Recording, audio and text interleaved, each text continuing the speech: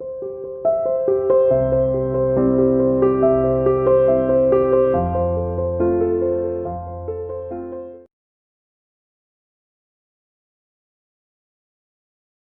Again you are welcome. आज हम बात करने वाले हैं 7th chapter civilising the nation and educating the natives, right. तो इस टॉपिक को स्टार्ट करें उससे पहले हम बात कर लेते हैं कि इससे पहले वाले टॉपिक में हमने किस बारे में बात की थी। याद है आप सभी को बेटा, लाइव क्लास में? नहीं, चलो याद करा देते बेटा। हमने पिछले टॉपिक में वी वर डिस्कसिंग अबाउट कि भाई there were the difference of opinion among the British people कि कौन सा education system has to be adopted in India for the development of the education, कि भारत में कौन सी एजुकेशन सिस्टम को अपनाया जाना चाहिए, उसके बारे में डिफरेंस ऑफ ओपिनियन था।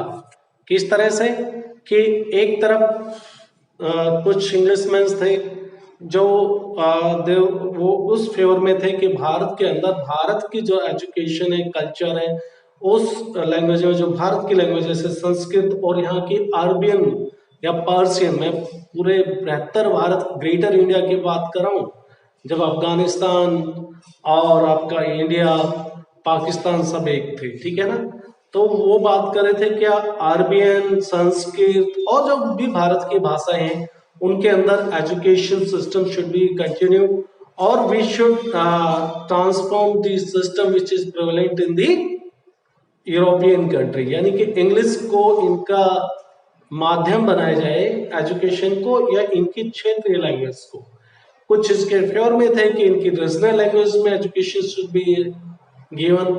उनका सोचना था कि इससे इनको एक प्राइड फील होगा सभी को, और ये they start giving the respect to the Europeans. While on the other side there are the peoples like the James Mills and the Macaulay, those ultimately who introduced the new system of education in 1835, जिसमें कि English was made the medium of instruction in India, ठीक है ना। उसके बाद में 1835 का जो एजुकेशन एक्ट आने के बाद में इंग्लिश को हमारे यहाँ पर एजुकेशन सिस्टम, इंग्लिश एक्ट जो आया उससे इंग्लिश मीडियम ऑफ इंस्ट्रक्शन हो गई, अब स्कूलों में इंग्लिश में पढ़ाया जाएगा, राइट।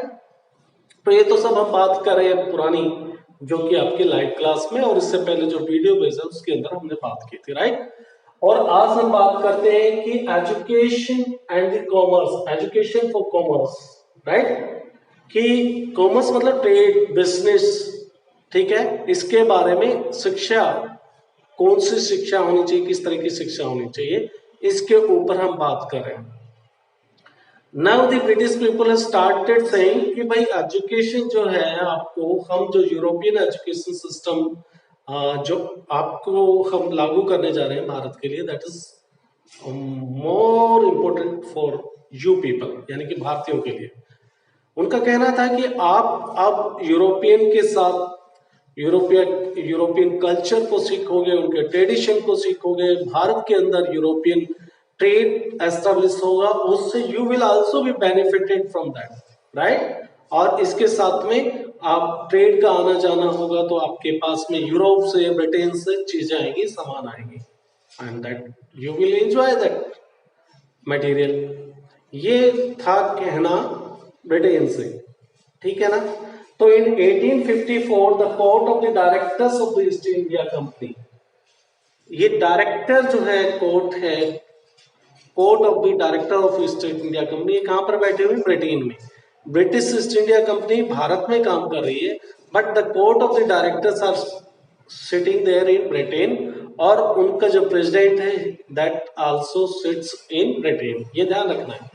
तो 1854 the court of the directors, किसी भी कंपनी के कुछ डायरेक्टर्स होते हैं, ठीक है ना, और फिर एक प्रेसिडेंट भी होता है। तो वही है, ये ब्रिटिश ईस्ट इंडिया कंपनी है तो उसके डायरेक्टर्स होंगे, कोर्ट ऑफ डायरेक्टर्स मतलब उसके सारे मेंबर्स के बारे में बात करें, और प्रेसिडेंट मतलब उनका जो सबसे मुखिया है, चीफ। तो court of the directors of the East India Company in London sent educational despatch. उन्होंने एक एजुकेशन पॉलिसी, जो हम बात कर रहे थे 1835 वाली, अब वो उन्होंने एक एजुकेशन डिस्पैच के नाम एजुकेशनल, और ये भारत में भेजी गई। और चार्ल्स वुड जो कि प्रेसिडेंट थे ईस्ट इंडिया कंपनी के, उनके आप कह सकते हो कि वो कंपनी के जो बोर्ड के चेयरमैन थे, वो उनके नाम से इसको वुड डिस्पैच भी कहा गया, राइट, क्योंकि उनका नाम चार्ल्स वुड था and he was the president of the company, British East India company, ठीक है ना। तो इसको वुड डिस्पैच के नाम से बोला गया, came to be known as Wood despatch. ये अब एजुकेशनल पॉलिसी है जो वहां से भेजी गई, उसको वुड डिस्पैच बोलते थे, क्योंकि चार्ल्स वुड जो कि कंपनी के प्रेसिडेंट थे, उनके नाम से इसका नाम रखा गया, which emphasized one again the practical benefit of the system of the European learning, ठीक है ना। अब ये दोबारा से यूरोपियन लर्निंग के, यूरोपियन सिस्टम ऑफ लर्निंग है, उसके बेनिफिट के बारे में इस डिस्पैच पॉलिसी में या वुड डिस्पैच के अंदर बेसिकली इसी बारे में बातें करके रखी थी कि European learning is better than the Indian education system, और they are oppose to the orientalist, जो पहले ब्रिटेन से जो आए हुए थे ना, जॉन वगैरह के बारे में, जिसमें हमने प्रीवियस क्लास में बात की थी, तो वो ओरिएंटलिस्ट कहलाए, बिकॉज वो ऐसे स्कॉलर्स थे जो भारत की भाषाओं के बारे में, भारत के कल्चर के बारे में जानना चाहते थे, राइट। तो advantage that flow from the expansion of the trade and the commerce and make them to see the importance of developing the resources. वो बोल रहे थे कि भाई आप देखिए, तो भारत को बोल रहे थे कि क्या क्या एडवांटेज है आपकी, जो हम पॉलिसीज ऑफ एजुकेशन की जो पॉलिसीज आपके यहाँ पे लेके आ रहे हैं, वो आपके रिसोर्सेज, आपका यूरोपियन जो लर्निंग आप सीखने वाले हो, आपका moral character will also be transform. देखिए, हमारे कैरेक्टर्स के ऊपर भी उन्होंने आवाजें उठाना शुरू कर दिया था। अब उनका कहना था कि आपका जो कैरेक्टर्स है वो सुधरेगा, you will become more honest and the truthful. यानी कि इससे पहले हम ऑनेस्ट और या सच बोलने वाले नहीं थे, that was their own perception. I am talking about the British people, right. तो फॉलोइंग 1854 डिस्पैच, जो हम जिसको वुड डिस्पैच के नाम से, चार्ल्स वुड के नाम से जो था, education department of the government was set up. भारत में एक एजुकेशन डिपार्टमेंट की स्थापना की गई, right, to extend control over all matters regarding the education. Now this education department will cater the responsibility, ठीक है ना, related to the all matters of the education, ठीक है ना। अब ये एजुकेशन डिपार्टमेंट, बिकॉज उसमें सब कुछ लिखा हुआ है, 1854 का जो डिस्पैच है, वो डिस्पैच, उसमें ये सब कुछ लिखा था कि there should be an education department which will cater the concern related responsibility, ठीक है ना, एजुकेशन से संबंधित। अब हमको ये तो सब बात करें कि वो जो अपना education system that is likely to be implemented और इम्प्लीमेंट किया भी। Now we will talk about the system which was exist at that time in India, ठीक है। इससे पहले भी तो हमारा सिस्टम था एजुकेशन का, उसके बारे में बात कर लेते हैं। Very interesting, right. The report of the William Adam. Now क्या हुआ 1830 के अंदर, हम बात करें 1830 में, ये तो 1854 में आए हैं, हम 1830 में चले गए, पीछे जाके बात कर रहे हैं कि हमारा सिस्टम कैसा था एजुकेशन का। तो उसके लिए उन्होंने एक स्कॉटिश मिशनरी है, ठीक है ना, विलियम एडम, उनको रेस्पॉन्सिबिलिटी दी कि भाई आप जाके देखो और भारत के अंदर क्या है एजुकेशन का स्तर है, the level of the education, the education they are imparting in which ways, ये that has to be collected all the information from the Bihar and the Bengal, ठीक है ना। अब ये एडम स्मिथ को रेस्पॉन्सिबिलिटी दी गई कि भारत के अंदर जो शिक्षा के बारे में जो कार्य हो रहे हैं, कितने स्कूल हैं, how many schools are there, how many buildings are there, how many students are there, whether the schools are having the adequate infrastructure like the chairs, tables, blackboard, whiteboard, or the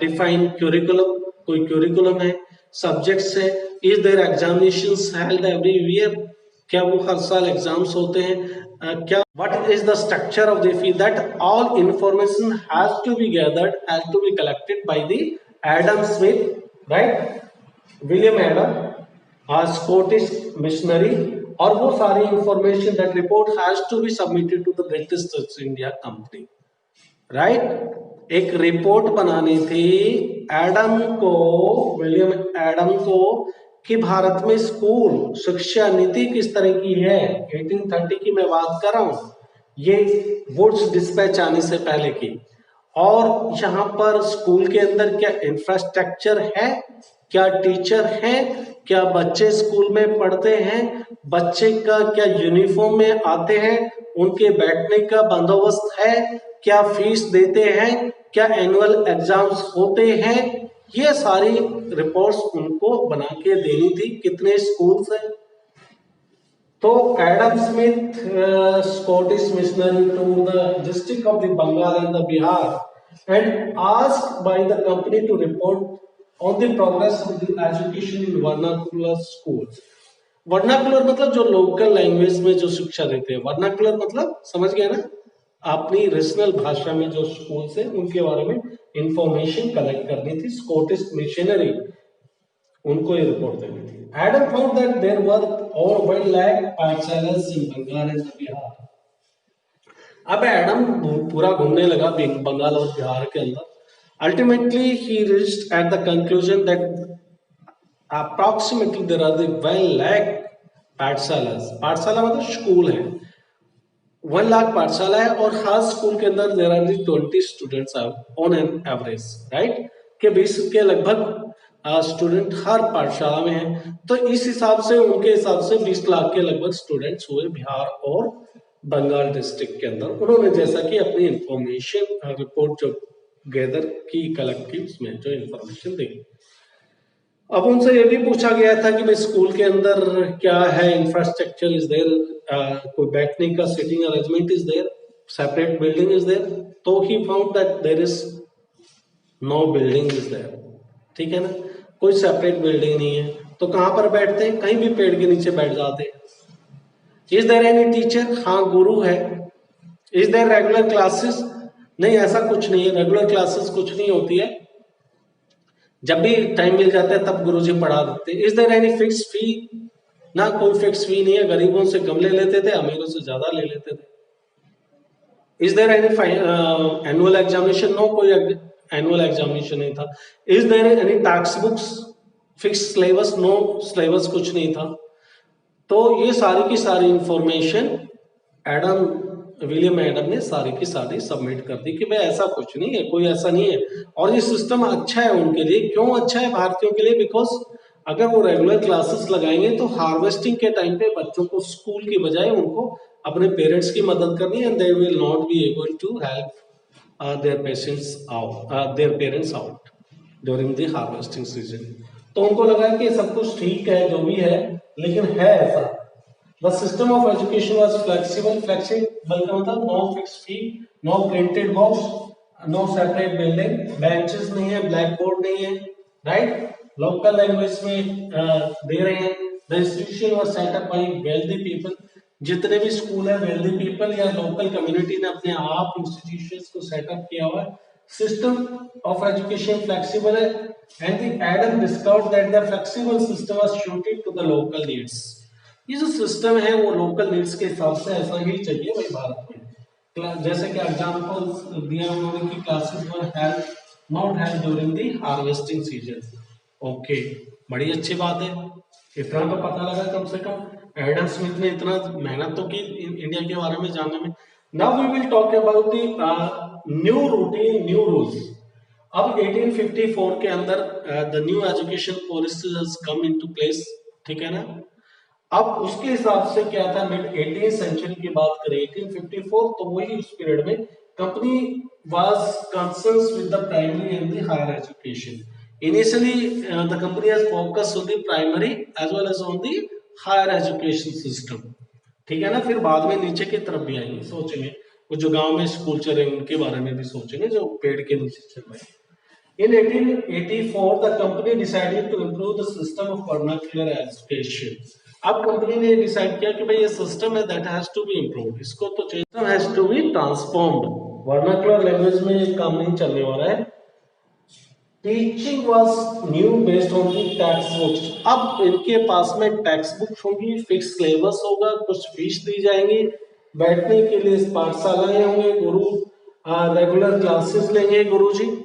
जो मैं नई system of policy की बात कर रहा हूँ, जो है नई सिस्टम एजुकेशन सिस्टम लगा, रेगुलर क्लासेस होंगी, गुरु क्लास लेंगे और पीरियोडिकल रिपोर्ट भी सबमिट करेंगे. जैसे तुम्हारे पीरियोडिकल एग्जाम्स होते हैं ना बेटा, ऐसे ही अब गुरु भी एग्जाम हुआ. उस टाइम में गुरु बोलते थे, कोई टीचर, कोई बीएड करके टीचर नहीं बैठता था, वो अपने धर्म गुरु जैसे जिनको अच्छी नॉलेज थी वो सब क्लासेस लेते थे.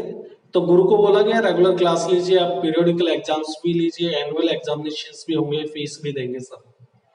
तो that was the system which was in place after 1854 and onwards, right. System of annual examination पाठशाला which were accepted, the new rules were supported through the government grants. अब जो नए नियम कानून को, नया एजुकेशन पॉलिसी को, सिस्टम को एडॉप्ट करेंगे, एक्सेप्ट करेंगे, उनको गवर्नमेंट की तरफ से ग्रांट्स भी मिलेंगे. ग्रांट इन द सेंस कि भाई कुछ पैसा मिलेंगे for the improvement of the education, और आपके स्कूल के अंदर जो भी सुधार करना चाहते हो, right. The new rules and the routine affected the children from the poor and the peasants family. अब ये न्यू रूल्स तो बना दिया है, that is affected the poor and the pageants family. Poor बेचारे फीस नहीं भर सकते, पेजेंट्स को हार्वेस्टिंग सिस्टम में, हार्वेस्टिंग सीजन के अंदर अपने बच्चों को खेत में काम कराने के लिए ले जा रहे हैं. कैसे होएगा ये काम? तो this is how the new system which was in place in 1854 and onwards has affected the life of the peasants and the poor as well. आज के इस टॉपिक में हम इतना ही बात करेंगे, फिर हम एक नई टॉपिक के साथ में आपसे मुलाकात करेंगे. तब तक के लिए good bye, stay safe. School की तैयारी कैसे, स्कूल आने के लिए मेंटली प्रिपेयर. Good bye.